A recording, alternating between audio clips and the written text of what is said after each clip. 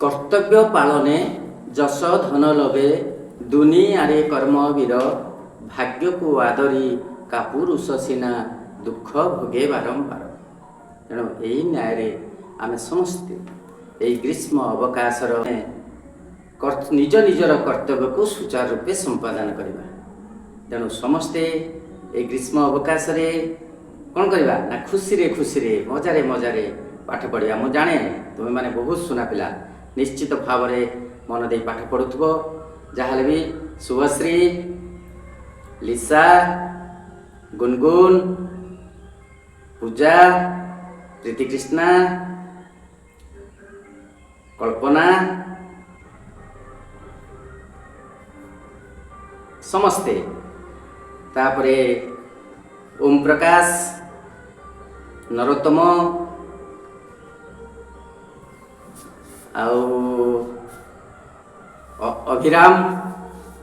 अभिराम शेषदेव, साई कृष्णा समस्ते समस्ते बहुत सुना पिला मन दे कि पाठ पढ़व एवं कौन कर भल पिला हवा कथा मानिबा बापा मांकर।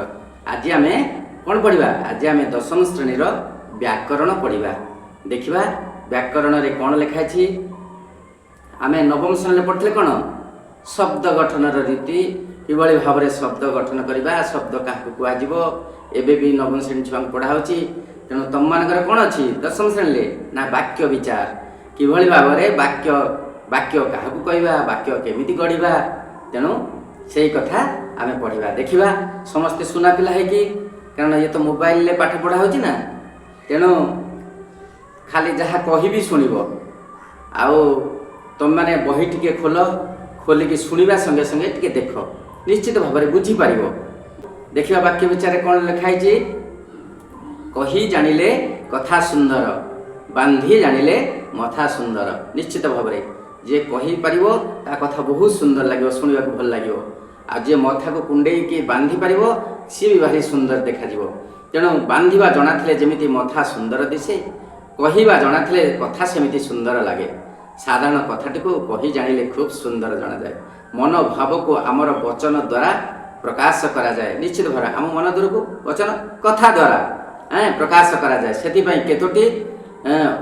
केतोटी अथवा स्थल विशेष रे अनेक शब्द आम व्यवहार करूँ। निश्चित भाव में शब्द को शब्द खंजी खंजी आम कौन करूँ ना आम मनर भाव को मनर कथा को आम परिप्रकाश करती। पुणी शब्द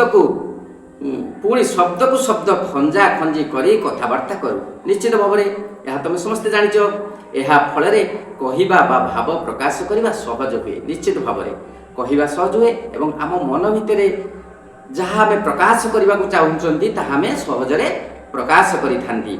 वर्तमान देखा जाऊ माने एठी आम बुझा अरुण काली वक्तव्यटी संपूर्ण कि संपूर्ण नुहे। गछरे चढ़ी कथाटा किसी संपूर्ण रूपे बुझी हो कि वाक्यटी संपूर्ण होती कि केबे नुहे। आंब तोड़िला वक्तव्यटी संपूर्ण कि ना संपूर्ण नुहे। तेणु देखा क ख ग जो क रे लिखाई अरुण काली ख रे लिखाई गछरे चढ़ी ग रे लिखाई आंब तोड़िला। क रे अरुण काली वक्तव्यटी कौन संपूर्ण नुहे। खरे गछरे चढ़ी ये वक्तव्य भी संपूर्ण नुहे। गरे आंब तोड़िला ये बेदिकी संपूर्ण नुहे। तेणु क ख ग कौन क ख ग तीन मिसे देने अरुण काली गछरे चढ़ी आंब तोड़िला वक्तव्यटी संपूर्ण कि नहीं भल लगुच कि नहीं। तेणु ठीक अच्छे। तेणु यह मनर भाव को संपूर्ण रूपे प्रकाश कर निश्चित भाव में आम मनर भाव को संपूर्ण रूपे प्रकाश कर कहीं ना अरुण काली गछरे चढ़ी आंब तोड़िला वक्तव्यटी पूरा संपूर्ण रूपे मनर भाव को प्रकाश करुच्ची संपूर्ण होची। तेणु यह वाक्य कह कौन कह ना वाक्य कह। यही वाक्य रे अरुण काली गछरे चढ़ी आंब तोड़िला यही पद गुड़िक गोटे गोटे वाक्यर गोटे गोटे एकक माने एकक पद शब्द ये सब गोटे गोटे शब्द बा पद बा एकक है कि गोटे गोटे एकक एकाठी मिशिछंती एकाठी मिसिकी कौन है ନା ବାକ୍ୟଟିଏ ତିଆରି ହେଇଛି। ତେଣୁ ଅରୁଣ କାଲି ଇତ୍ୟାଦି ଗୋଟିଏ ଗୋଟିଏ ପଦ, ଏସବୁ ଗୋଟିଏ ଗୋଟିଏ କ'ଣ ପଦ। ତେଣୁ ପ୍ରଶ୍ନ ତୁ ଖାଇଛୁ, ତୁ ଖାଇଛୁ, ଏ ଦୁଇଟି ପଦ। ଉତ୍ତର ହଁ, ହଁ ହେଉଛି ଗୋଟିଏ ପଦ। ତେଣୁ ଆମେ କ'ଣ ଜାଣିଲେ ତାହେଲେ ବାକ୍ୟ ଆମେ କାହାକୁ କହିବା? ବାକ୍ୟ ଆମେ କାହାକୁ କହିବା? ନା ଏକ ବା ଏକାଧିକ ପଦ ମିଳିତ ହୋଇ, ପଦ ମାନେ କ'ଣ ବୁଝିପାରିଲେ ତ? ଶବ୍ଦ, ଯାହାକୁ ଆମେ ବାକ୍ୟର ଏକକ ବୋଲି କହୁଛନ୍ତି, ହେଲେ କି? ତେଣୁ ପ୍ରତ୍ୟେକ ଏକାଧିକ, ଏକ ବା ଗୋଟେ ପଦରେ ଆମେ ଉତ୍ତର ଦେଇପାରୁନାହାନ୍ତି। ଖାଇଛୁ ରାମ ବାବା, ଖାଇଛୁ କି ରେ? ହଁ, ସେ କହିଦେଉଛି ହଁ, ତାମାନେ ଆମେ ବୁଝିଗଲେ ସେ ଖାଇଛି। ତେଣୁ ମନର ଭାବକୁ ସମ୍ପୂର୍ଣ୍ଣ ରୂପେ ପ୍ରକାଶ କରୁଛି ନା ନାହିଁ? ହଁ କହିଥିଲା ମାନେ ବୁଝିବା। ତେଣୁ ଏଠି ଆମେ କେମିତି କାହାକୁ କହିବା? ବାକ୍ୟ କାହାକୁ କହିଲେ? ନା ଏକ ବା ଏକାଧିକ ପଦ, ଗୋଟିଏ ବା ଗୋଟିଏରୁ ଅଧିକ ପଦ ମାନେ ଶବ୍ଦ ମିଳିତ ହୋଇ ମନର ଭାବକୁ ସମ୍ପୂର୍ଣ୍ଣ ରୂପେ ପ୍ରକାଶ କଲେ ତାହାକୁ ବାକ୍ୟ କୁହାଯାଏ। ଆମେ ବୁଝିପାରିଲେ ବାକ୍ୟ କାହାକୁ କୁହାଯାଏ?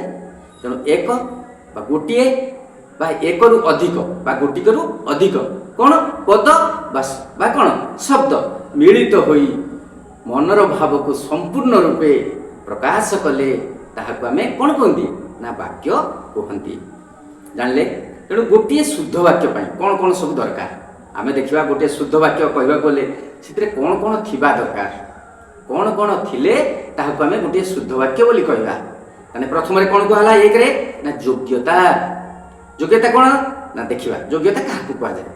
ତେଣୁ ବାଳକଟି ଉଡ଼ୁଅଛି, ବାଳକଟି ଉଡ଼ୁଅଛି, ବାଳକଟି ଉଡ଼ି ପାରିବ? ବାଳକ କେବେ ଉଡ଼ି ପାରେ ନା। ଛେଳି ଗୀତ ଗାଉଛି, ଛେଳି କ'ଣ ଗୀତ ଗାଇପାରେ? କେବେ ଗୀତ ଗାଇପାରେ ନା। ଗଛଟି ପାଣିରେ ଜଳିଗଲା, ଗଛଟି ପାଣିରେ ଜଳିଗଲା, ପାଣିରେ କ'ଣ ଜଳିପାରେ? ନା, ଜଳିପାରେ ନା। ତେଣୁ ଆମେ ଦେଖିବା କ'ଣ ନା ଯୋଗ୍ୟତା କାହାକୁ କୁହାଯାଏ? ନା ବାକ୍ୟର ନିଶ୍ଚିତ ଯୋଗ୍ୟତା ରହିବା ଦରକାର କୌଣସି। ତେଣୁ ଉଦାହୃତ ବାକ୍ୟ ଗୁଡ଼ିକ ନିମ୍ନ କ୍ରମରେ ପଢ଼ିବାକୁ ହେବ। କ'ଣ କଲେ ଠିକ୍ ହେବ? ନା ବାଳକଟି ଦୌଡ଼ୁଅଛି, ବାଳକଟି ଦୌଡ଼ୁଅଛି, ହଁ ଚଳିବ, ଠିକ୍ ଅଛି। ସବିତା ଗୀତ ଗାଉଛି, ଛେଳି ଗୀତ ଗାଏ କି? ସବିତା ଗୀତ ଗାଉଛି, ତେଣୁ ଠିକ୍ ଅଛି। ଗଛଟି ନିଆଁରେ ପୋଡ଼ିଗଲା, ଗଛଟି କେଉଁଥିରେ? ନା ନିଆଁରେ ପୋଡ଼ିଗଲା। ତେଣୁ କ'ଣ ଦେଖିବା?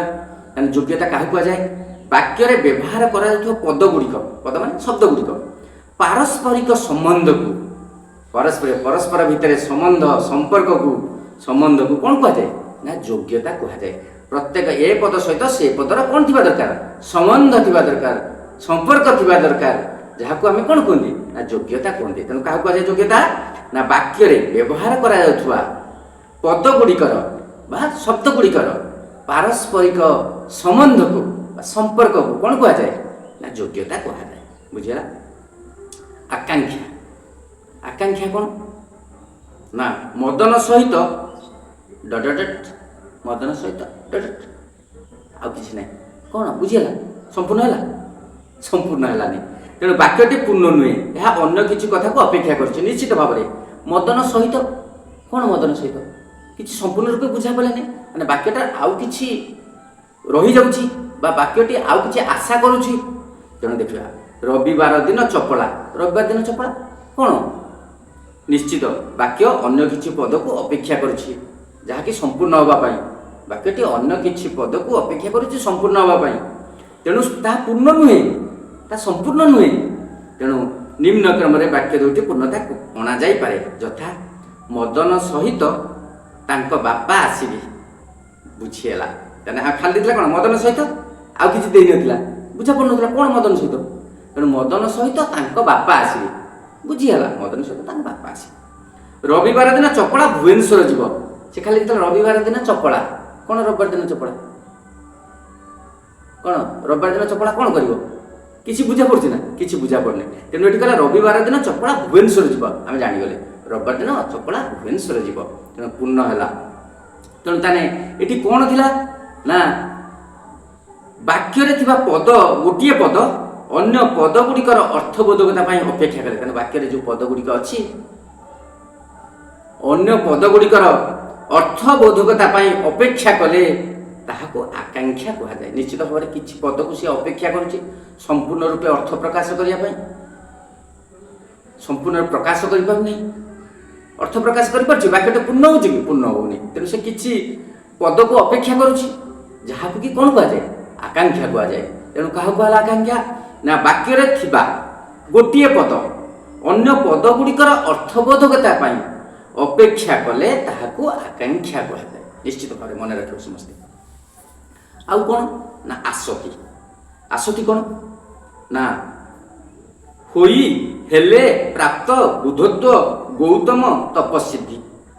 ଆରେ ୟା ତ କ'ଣ ମେଳ ନାହିଁ? ଶୁଧୁ ମେଳ ଅଛି କି? ତାହେଲେ ହୋଇ ହେଲେ ପ୍ରାପ୍ତ ବୁଦ୍ଧତ୍ୱ ଗୌତମ ତପସିଦ୍ଧି। ଖରେ କ'ଣ ହେଲା? ଉଭୟେ ମିଶି ଛବି ଓ ବନ୍ଦନା ଆଙ୍କିଛନ୍ତି ଚନ୍ଦନା। ଇଏ ବି ଅଧିକ ଏପଟ ସେପଟ ହେଇଛି।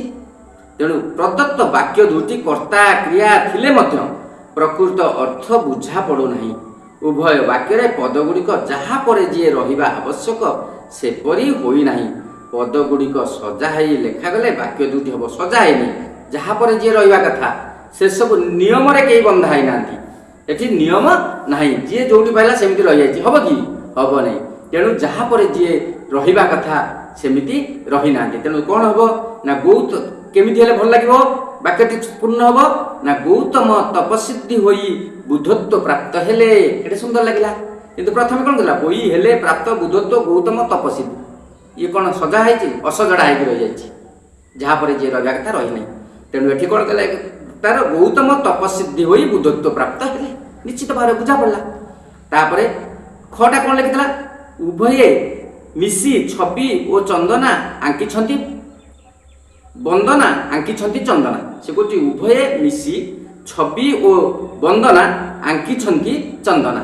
ଇଏ କ'ଣ ବୁଝି ହେଉଛି? ବୁଝି ହେଉନି। ଏପଟ ସେପଟ ହେଇଛି। କ'ଣ ହେବ? ନା ଚନ୍ଦନା ଓ ବନ୍ଦନା ଉଭୟ ମିଶି ଏ ଛବି ଆଙ୍କିଛନ୍ତି। କେତେ ସୁନ୍ଦର ଭାବରେ ହେଲା। କ'ଣ? ନା ଚନ୍ଦନା ଓ ବନ୍ଦନା ଉଭୟ ମିଶି ଏ ଛବି ଆଙ୍କିଛନ୍ତି। କେତେ ସୁନ୍ଦର ଭାବରେ। ବାକ୍ୟରେ ଥିବା ମାନେ କାହାକୁ ହେଲା? ଆସତି। ଆସତି କାହାକୁ ହେଲା? ବାକ୍ୟରେ ଥିବା ପଦ ଯୋଜନା ବା ସୌନ୍ଦର୍ଯ୍ୟ ହେଉଛି ଆସତି। କାହା ପରେ କିଏ ରହିବ? ଯେଉଁ ପଦ ଯୋଜନା ହେଲା। ତେଣୁ ଯାହା ପରେ ଯିଏ ରହିବା କଥା ସିଷ୍ଟମେଟିକ୍ ଭାବରେ। ତେଣୁ ସେ କହୁଛନ୍ତି ବାକ୍ୟରେ ଥିବା ପଦ ଯୋଜନା ବା ସୌନ୍ଦର୍ଯ୍ୟ ଯାହାକୁ ମନଛୁଆଁ ହେବ, ହୃଦୟସ୍ପର୍ଶୀ ହେବ, ଯାହା ପରେ ଯିଏ ରହିଲେ ତେଣୁ ତାହାକୁ କ'ଣ କୁହନ୍ତି? ତାହା ହେଉଛି ଆସତି। ଏହାଦ୍ୱାରା କାହା ପରେ କେଉଁ ପଦ ରହିଲେ ତାହା ବାକ୍ୟର ଭାବକୁ ସ୍ପଷ୍ଟ ଭାବରେ ପ୍ରକାଶ କରିବ ତାହା ବୁଝାଯାଏ। ନିଶ୍ଚିତ ଭାବରେ କାହା ପରେ କେଉଁ ପଦ ରହିଲେ କ'ଣ ରହିଲେ ତାହା ବାକ୍ୟର ଭାବକୁ ବାକ୍ୟର ଅର୍ଥକୁ ସ୍ପଷ୍ଟ ଭାବରେ ପ୍ରକାଶ କରିବ ତାହା ବୁଝାଯାଏ। ଆସତିକୁ ମଧ୍ୟ କ'ଣ କୁହାଯାଏ? ନା ପଦ ବିନ୍ୟାସ କୁହାଯାଏ। ଯେମିତି କେଶ ବିନ୍ୟାସ, ପଦ ବିନ୍ୟାସ ହେଲା କି ସଜେଇବା, ହେଲା କି ପଦକୁ ପଦ ସଜେଇବା। ଯେମିତି ଶ୍ରୁତି ମଧୁର ହେବ, କାନକୁ ଭଲ ଲାଗିବ ଶୁଣିବାକୁ, ବୁଝା ପଡ଼ିବ ଅର୍ଥ, ତାହାକୁ ମଧ୍ୟ କୁହାଯାଏ। ଆସତି କ'ଣ କୁହାଯାଏ? ନା ପଦ ବିନ୍ୟାସ ମଧ୍ୟ କୁହାଯାଏ। ହେଲା। ତାପରେ ବାକ୍ୟାଂଶ କାହାକୁ କୁହାଗଲା ଦେଖିବା। ହରିହରଙ୍କ କଥା ଶୁଣି ମା। ହରିହରଙ୍କ କଥା ଶୁଣି ମା। ତେଣୁ ଅଧା ବୁଝା ପଡ଼ିଲା। ହରିହରଙ୍କ କଥା କିଏ ଶୁଣିଲା? ମା ଶୁଣୁଛନ୍ତି। ଆଉ କ'ଣ? ଆଉ ନାହିଁ। ହରିହରଙ୍କ କଥା ଶୁଣି ମା। ଘଣ୍ଟା ବାଜିଲା ଅଥଚ ପିଲାମାନେ। ବୁଝା ହେଲାନି। ତେଣୁ ଉଦାହରଣ ବାକ୍ୟ ତ ସମ୍ପୂର୍ଣ୍ଣ ନୁହନ୍ତି। ଏଗୁଡ଼ିକ ସମ୍ପୂର୍ଣ୍ଣ କରିବା ପାଇଁ ଅନ୍ୟ କେତୋଟି ପଦର ଆବଶ୍ୟକତା ଅଛି। ଯଥା ଦେଖିବା ନିଶ୍ଚିତ ଭାବରେ ସମ୍ପୂର୍ଣ୍ଣ କି? ସମ୍ପୂର୍ଣ୍ଣ ନୁହନ୍ତି। ହରିହରଙ୍କ କଥା ଶୁଣି ମା ଆଶ୍ଚର୍ଯ୍ୟ ହେଲେ। ଆଉ ଘଣ୍ଟା ବାଜିଲା ଅଥଚ ପିଲାମାନେ ଶ୍ରେଣୀକୁ ଆସିଲେ ନାହିଁ। ଦେଖ କେତେ ସୁନ୍ଦର ଭାବରେ ଖାଲି ଥିଲା କ'ଣ? ଘଣ୍ଟା ବାଜିଲା ଅଥଚ ପିଲାମାନେ। କ'ଣ ଅଥଚ ପିଲାମାନେ? ଖେଳିଲେ, ବୁଲିଲେ ନା ଖାଇଲେ? କ'ଣ କିଛି ଜଣାପଡ଼ୁଛି? କିଛି ଜଣାପଡ଼େ। ତେଣୁ ସମ୍ପୂର୍ଣ୍ଣ କରିବା ପାଇଁ ଘଣ୍ଟା ବାଜିଲା ଅଥଚ ପିଲାମାନେ ଶ୍ରେଣୀକୁ ଆସିଲେ ନାହିଁ। ବଢ଼ିଆ ଲାଗିଲା। ସମ୍ପୂର୍ଣ୍ଣ ହେଲା ବାକ୍ୟଟି। ବୁଝି ବି ପାରିଲେ। ତେଣୁ ମୂଳ ବାକ୍ୟ ଦୁଇଟି ସହିତ ମୋଟା ଅକ୍ଷରରେ ଲିଖିତ ପଦଗୁଡ଼ିକ ଯୋଡ଼ିବା ଦ୍ୱାରା ବାକ୍ୟଟି ସମ୍ପୂର୍ଣ୍ଣ ହେଲା। ନିଶ୍ଚିତ ଭାବରେ ପ୍ରଥମେ ଦିଆଯାଇଥିବା ଅଂଶ ପୂର୍ଣ୍ଣ ବାକ୍ୟର ଏକ ଅଂଶ। ନିଶ୍ଚିତ ଭାବରେ ଯେଉଁ ଅଂଶଟି ପ୍ରଥମେ ଦିଆଯାଇଛି ହରିହରଙ୍କ କଥା ଶୁଣି ମା ଘଣ୍ଟା ବାଜିଲା ଅଥଚ ପିଲାମାନେ ପ୍ରଥମେ ଯେଉଁ ଦେଇଥିଲା। ତେଣୁ ସେ କ'ଣ କହୁଛନ୍ତି? ପ୍ରଥମେ ଦିଆଯାଇଥିବା ଅଂଶ ପୂର୍ଣ୍ଣ ବାକ୍ୟର ଏକ ଅଂଶ। ନିଶ୍ଚିତ ଭାବରେ ପୁରା ବାକ୍ୟର କିଛି ଅଂଶ। ତେଣୁ ଏହାକୁ ବାକ୍ୟାଂଶ କୁହାଯାଏ। କ'ଣ କୁହାଯାଏ? ନା ଏହାକୁ ବାକ୍ୟାଂଶ କୁହାଯାଏ। ତାହେଲେ ଦେଖିବା ବାକ୍ୟାଂଶ କାହାକୁ ହେଲା? ବାକ୍ୟର ବୁଝା ପଡ଼ୁଥିବା ନିର୍ଦ୍ଦିଷ୍ଟ ଅଂଶକୁ ବା ନିର୍ଦ୍ଦିଷ୍ଟ କେତୋଟି ପଦ ସଂହତିକୁ ବାକ୍ୟାଂଶ କୁହାଯାଏ। ତାହେଲେ ଆମେ ବୁଝିପାରିଲେ। ତାହେଲେ ଯେଉଁ କେତୋଟି ବୁଝା ପଡ଼ୁଛି ସମ୍ପୂର୍ଣ୍ଣ ବୁଝା ପଡ଼ୁନି, ସମ୍ପୂର୍ଣ୍ଣ ଅର୍ଥ ପ୍ରକାଶ କରୁନି, କିନ୍ତୁ କିଛିଟା ବୁଝା ପଡ଼ୁଛି।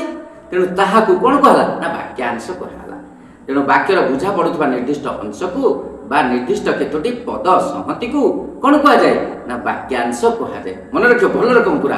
तापर खंड वाक्य कौन खंड वाक्य ना जो माने वृथारे समय काटती डट क गला ख कौन किए प्रथम हेब किए प्रथम हेब जो माने कर्ता काटती क्रियापद ख कौन ना किए कर्ता हेब क्रियापद। तेणु वाक्य दुईटे कर्ता और क्रिया थाई मध्य यह मनोभाव संपूर्ण रूपे प्रकाश करूना। तेणु उदाहृत वाक्य को कौन कह ना खंड वाक्य कह। कर्ता क्रिया अच्छी किंतु थिले कौन हम वाक्यर अर्थ संपूर्ण रूपे प्रकाश हो पारना। तेणु जो माने ना जो माने वृथारे समय काटती कौन जो माने वृथारे समय काटती कौन कौन आ किसी जना पड़ा ना अधा रहा अधा रहानी किए प्रथम हेब किए प्रथम हेब तेणु ये असंपूर्ण। तेणु से कथा से दुईटी वाक्य कर्ता और क्रिया थाई यह मनोभाव संपूर्ण रूपे प्रकाश करूना। तेणु उदाहृत वाक्य खंड को खंड वाक्य कह जाए। तेणु उदाहृत यही जो उदाहरण देला खंड वाक्य को कौन कह जाए ना वाक्य खंड कह। तेणु आम देखा वाक्य खंड क्या ना समस्त वाक्यर समापिका क्रियायुक्त अंशटी को कौन कह जाए ना खंड वाक्य कह जाए। समस्त वाक्यर समापिका क्रियायुक्त अंशटी को खंड वाक्य कह जाए।